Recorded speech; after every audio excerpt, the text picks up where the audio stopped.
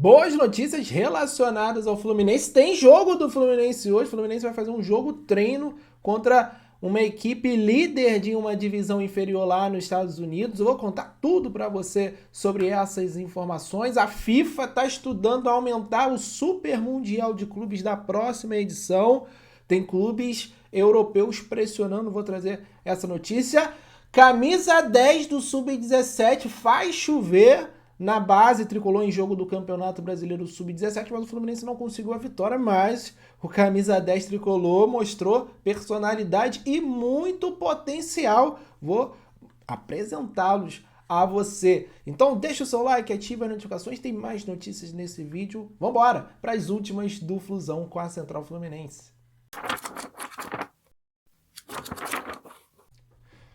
Próxima terça-feira, anota aí na sua agenda, você torcedor tricolor que tá meio perdido no tempo, tem Fluminense e Borussia Dortmund. Tá faltando menos de uma semana para a estreia do Fluminense no Super Mundial de Clubes, Super Mundial que estreia agora no dia 14. E o Fluminense vai fazer um jogo treino nesta quarta-feira contra o Charleston Battery. Jogo treino é uma equipe que foi escolhida a dedo pelo Fluminense para fazer esse jogo treino e dar ritmo aos seus jogadores, já que o Fluminense está treinando há bastante tempo. O último jogo do Flu foi lá no dia 1º contra o Internacional em Porto Alegre, vitória pelo Campeonato Brasileiro. Primeiramente, o GE traz que o Charleston Battery foi escolhido para jogar contra o Fluminense nesse jogo treino pela fase vivida. É o líder da USL Championship com 25 pontos em 11 jogos, são 8 vitórias, 1 empate, 2 derrotas, 26 gols marcados e 11 sofridos. E na US Open Cup está classificado para a segunda fase. Ou seja, apesar de ser desconhecido ao público brasileiro, eu particularmente, antes da gente conseguir essa informação exclusiva, tá? A gente trouxe essa informação em primeira mão do amistoso, desse jogo treino, né? Do Fluminense contra essa equipe, a gente trouxe em primeira mão nas redes sociais da Central e aqui no YouTube também. Central Fluminense não para de crescer. E a disponibilidade, né? Já que o Fluminense conseguiu se adequar ao calendário da equipe. O destaque do time é o atacante Cal Jennings, de 27 anos, que tem a carreira toda nos Estados Unidos. Na MLS só atuou pelos Los Angeles FC, que estará no Super Mundial de Clubes.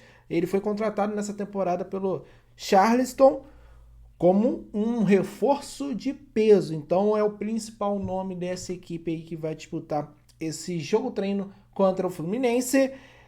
A partida será disputada no Eugene Stone Stadium, terceiro na Universidade Sul da Carolina do Sul, mesmo lugar onde o Fluminense tem treinado em Colômbia. Então fica essa informação, o Central Fluminense, tá de olho aqui para saber o placar e, claro, a gente conseguindo descobrir alguma coisa, saindo alguma coisa aí, alguma mídia, nós traremos aqui o resultado dessa partida, desse jogo treino entre o Fluminense e o Charleston Battery dos Estados Unidos. E aí, torcedor tricolor, está confiante nessa preparação do Fluminense para o Super Mundial de Clubes, para o confronto contra o Borussia Dortmund? Comenta aí. Quero falar dessa notícia sobre Fábio, ídolo tricolor.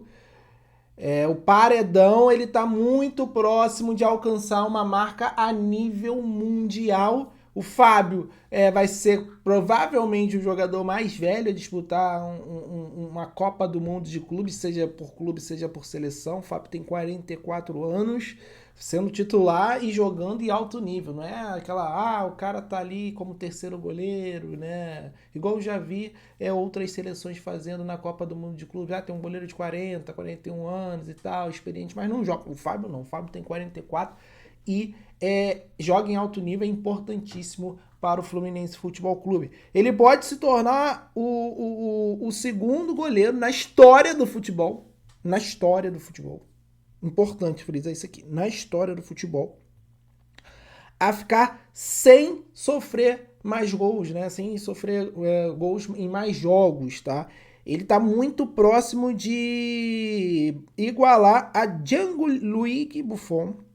Ele tá apenas um jogo atrás do Buffon. Goleiro italiano, Juventus, PSG, enfim, todo mundo conhece aí, que acompanha futebol, conhece o Buffon, que também foi um dos melhores goleiros aí da história do futebol, com certeza, um goleiro respeitadíssimo, campeão mundial em 2006 com a Itália, multicampeão pela Juventus, né? De acordo com o portal SomeStats, atualmente Fábio acumula 505 partidas sem ser vazado.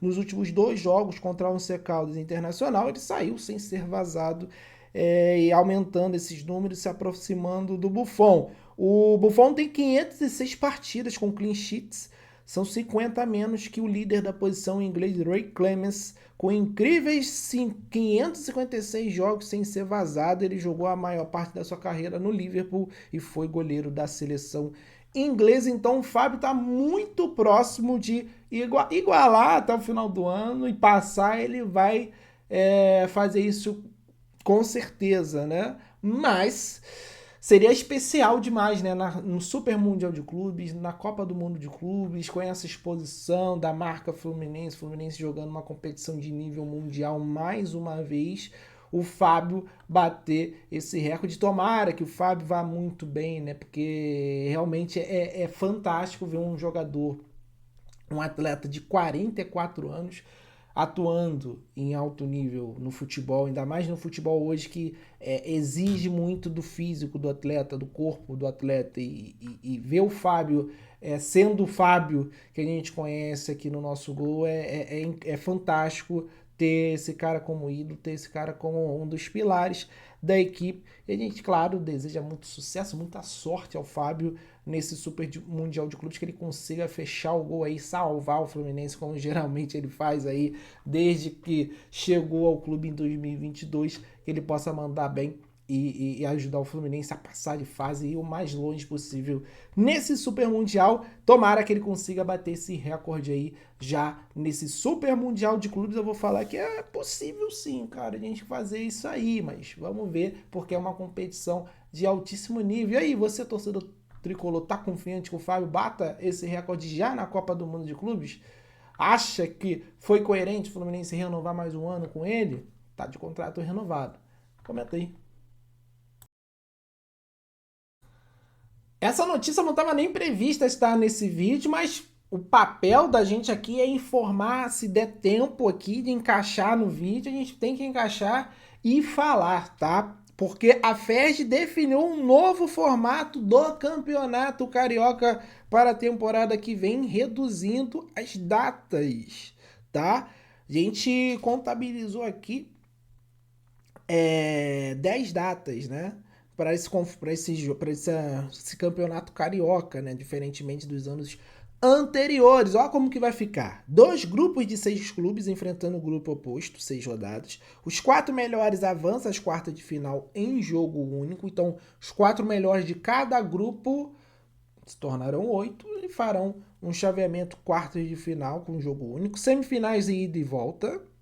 E a final em jogo único, a informação do Daniel Santiago, repórter na Rádio Roquete Pinto aqui do Rio de Janeiro. Informação muito importante e que trará mudanças aí no início de temporada dos clubes grandes, principalmente, né?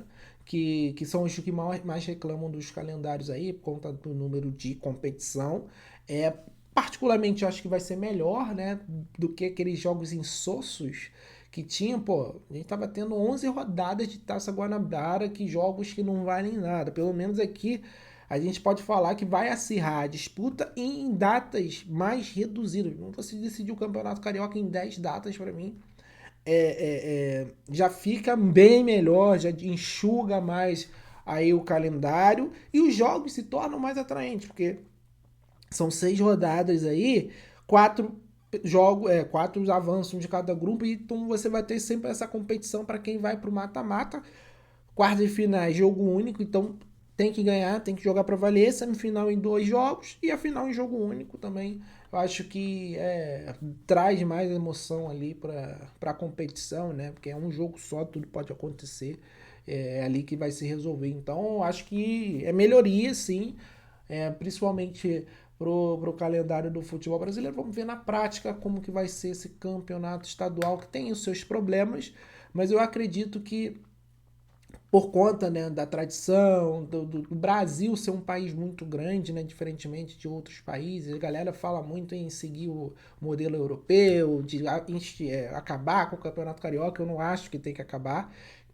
Inclusive, a gente já trouxe aqui na Central Fluminense essa pauta, né? Depois que os campeonatos estaduais perderam força, né, os times menores perderam força, essa capacidade de revelar jogadores, a seleção brasileira também enfraqueceu. Então isso também diz muito, né?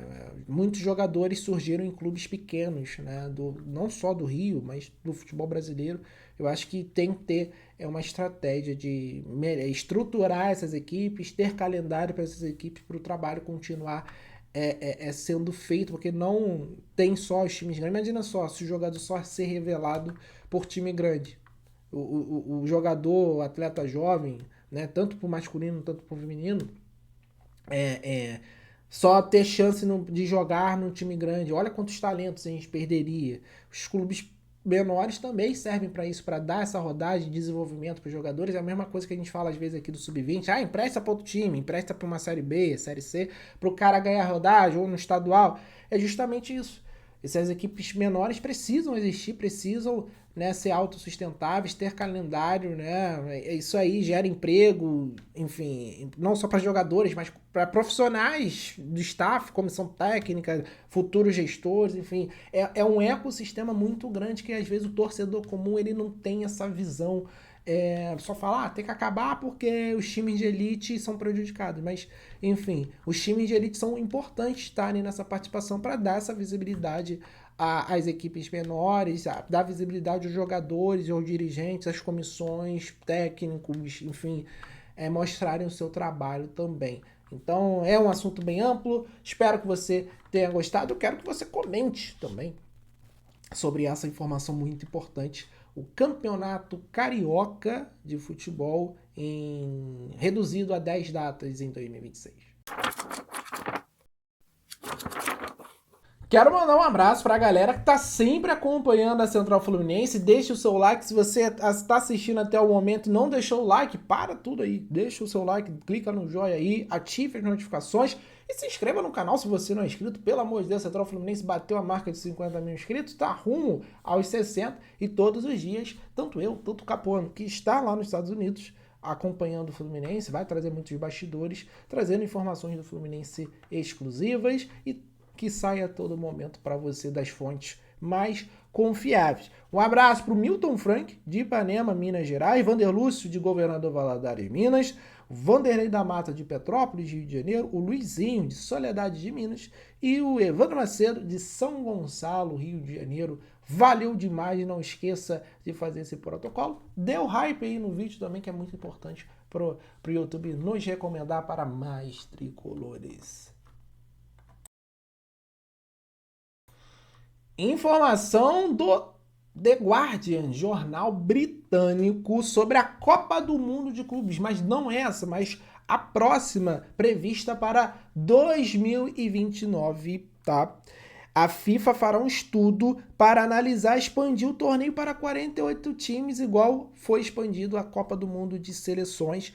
O motivo é o lobby de clubes europeus que ficaram fora do campeonato em 2025 e não poderão embolsar a premiação milionária oferecida pela entidade, um total de $1 bilhão a ser dividido entre as equipes. De acordo com a fonte da FIFA, citadas pela reportagem do jornal inglês, né, britânico, conversas sobre o formato e a estrutura da Copa do Mundo de Clubes serão realizadas somente após o fim da primeira edição. Clubes da Premier League também estão pressionando para que a FIFA aumente o limite de 2 clubes por país europeu. A restrição fez que, por exemplo, o Liverpool, que foi uma das melhores equipes da temporada europeia, ficasse de fora dessa competição que irá iniciar no próximo final de semana, por mais que tenha atingido aí o critério de classificação, mas pela restrição não pôde participar, e outras equipes também, o Barcelona, que fez uma grande temporada, o Milan,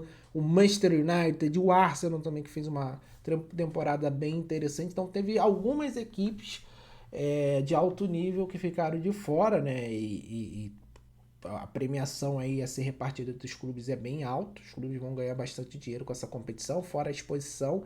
É uma competição. Muita gente fala que os clubes europeus não estão nem aí, que não vão ligar, mas pelo visto não é bem assim, não. Vão levar bem a sério, que vai aumentar o alto nível dessa competição e a visibilidade.